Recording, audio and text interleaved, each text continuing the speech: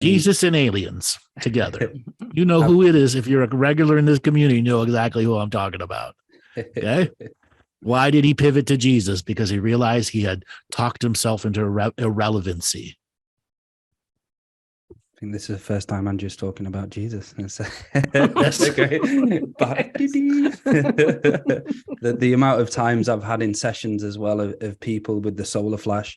And what I do is I try and replay the year previously. And I said, what happened in 2015? Didn't happen. Sometimes it's hard to get through to them because they're always thinking the solar flash is coming. Even if it doesn't come, they're still in that process of that belief system, which is obviously false. So I've had my many of times in sessions trying to rejig and sometimes you just can't get through to them, and that's what I've got to accept, really. Right. Some of them you just can't get through to because they're so far into their own crazy story that trying to get them out of it is like pulling teeth because they're so invested in the end of the world. It is almost like a lightworker attribute, isn't it? Mm-hmm. It's just the other side of the love and lighters, really. It's the extremist, the doomers and gloomers. Mm-hmm. Mm-hmm. I was surprised. Just to do a bit of research, I flicked through YouTube, the number of biblical prophecies that people are putting out there. Yeah, but that's always like that. Yeah. That's always like that. Yeah, I just not noticed it before. It's not been in my reality, really. See, those are the people who can't let go of the church as their only truth source because they're afraid of being persecuted and jumping into the lightworker community, which has alternative religious beliefs that are contrary to the beliefs that they're leaving. And that's why you see such a huge volume of biblical prophecies and people who have nothing to do with any biblical church, but are still citing biblical quotes and trying to make XX and X believe in XX or X. It reminded me of a lady who I bought many, again, I won't say names, but a lady I brought many of oracle cards and angel cards from and books. Then all of a sudden I saw online that she basically said all of the oracle cards were the devil, the demons, Yep. and all of her stuff. And she completely now, I've listened to a video and I sent it to Laura and I was like, what the fuck? And she's literally completely flipped where everything's devil except Jesus. Yep. And nothing against Jesus or anything, but that's her reality, that everything's a devil except this one ideology. And yoga's bad for you. She said yoga's bad for you too. Yeah. Remember the author Anne Rice? Interview with a Vampire, all those books? Yes, my brother used to read those. She has converted to extreme reborn Christian and has now disavowed all of her own work. This was like a decade ago. Disavowed everything she's ever written as the devil. I was taken over by the devil then. Okay, so let's break this down as conscious healers here. Okay, this is not to attack any one religion. If you are completely going to reject all of your previous great works that gave you an incredible life force, what are you doing to yourself? What are you replacing it with?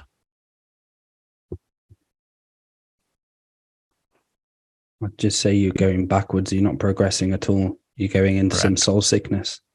It's heart disconnection, isn't it? Yeah. It's complete heart disconnection. Disempowerment. Disempowerment. Yeah. But that's her particular life journey to go through. She created that material that absolutely affected millions and millions of people.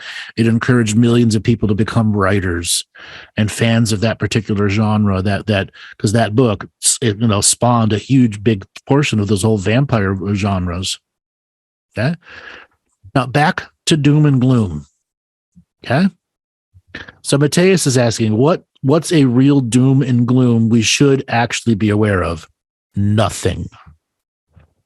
There is no doom and gloom as a precognitive expectation.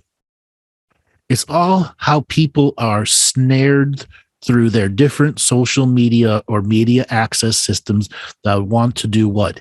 Imprint fear into you.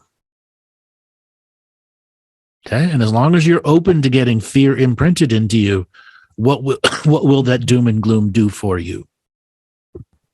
So for some of these, say organizations, Andrew, for news, do they have specific filters of people who have to reach a criteria of, the doom and gloom, so to say. They're like, right, the news got to be like this, so they're just trained to that way, and they have to meet this criteria of obviously nothing great, nothing positive. Well, not a lot of positivity anyway. And does it become like an addiction as well? It becomes an addiction. Okay. So much, just like the light worker who believes the love and light will save them, they have turned to the doom and gloom, and they want to rush the doom and gloom.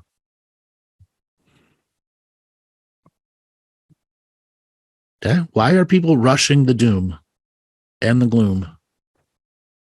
I was going to say instant gratification. It is instant gratification. They want to get the shit show over with now. End the world now. What, to prove That's they what were it is. right? It's a temper tantrum. End the world now. And a lot of films as well, and majority of films are end of the world. There's so much end of the world stuff as you grow up and kind of get imprinted watching it. So doom and gloom. Unfortunately, it is the Christian religion that puts out the majority of it. Okay. Do you hear the Hindus doom and glooming? No. No. Do you hear the Shintos of Japan doom and glooming? No. No. Do you hear the Israelites or the Jews? Yes, you do. But they're still related direct to Christianity. Do you hear of the doom and gloom that's going to come from the Muslim? Most Muslims no, but the extreme Muslim, yes. And unfortunately, the Christian-run broadcast media loves to pull out Armageddon. It's coming.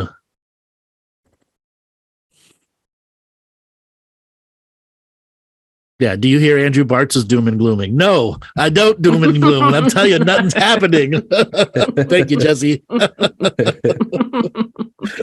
I got from my own personal experience, I got exactly to that point where listening to you for a long time, and I just decided to switch it all off, because there was a part of me which was feeding into it and wanting something to happen. Like, yeah, this is going to happen. This is going to change.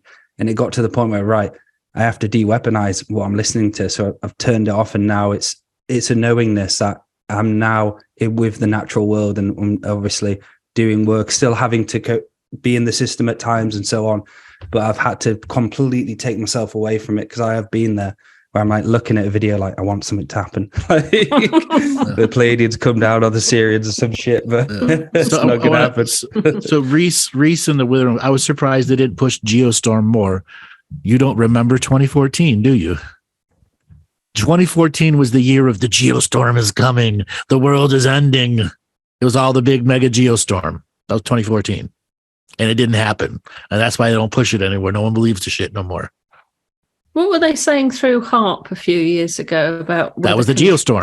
The HARP was going to create a megastorm that was going to clear off the world. The things we do to ourselves, the things paranoia creates in our life. So it's so many people, they latch on to their doom and gloom story of the year. And then when it doesn't happen, they revert back to a light worker. How many of you seen that happen?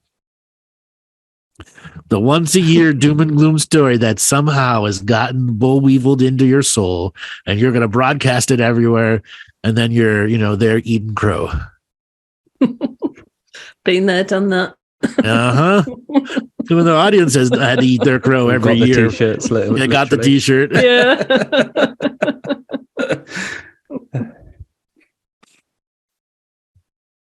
Yeah, everyone has. Everyone has. Okay. And I will say, except me, because I know there's no doom and gloom coming, but there is shit going to happen, and shit is not always doom and gloom. Are people susceptible to believe, say, a geostorm theory, if that is something that has actually wiped people out in a different time space? Might it give cellular memory? No, but they're trying to trigger cellular memory so you believe in it. That was the whole thing about Nibiru, is they wanted to actually trigger your cellular memories of all the previous destructions to force it to teleport here. That's right. They wanted you to use your belief engine to make something that had long been destroyed and taken out of reality to remanifest back into reality hundreds of thousands of years later and recreate its destruction. That's how powerful we are as an unconscious unconscious, uncollective group being given a focus to a collective concept. So everything that's in the mass unconscious, like say Atlantis, is what they can play on. Right. Yeah. So they use our beliefs against us. How successful was it then? Because I remember you saying it got taken out of phase and disappeared.